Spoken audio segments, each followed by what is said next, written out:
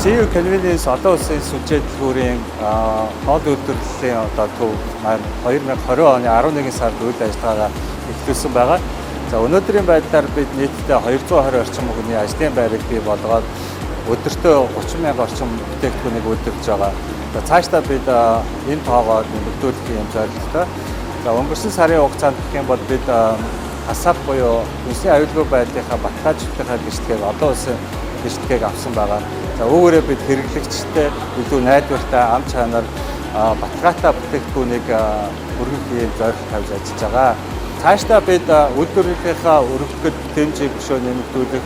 За дээрэс нь шинэ нэр төрлийн бүтээгдэхүүнийг олон улсын стандарт хангасан бүтээгдэхүүнүүдээр бас хэрэглэгчтэй бас ингээд барих юм зорилго тавьж байгаа.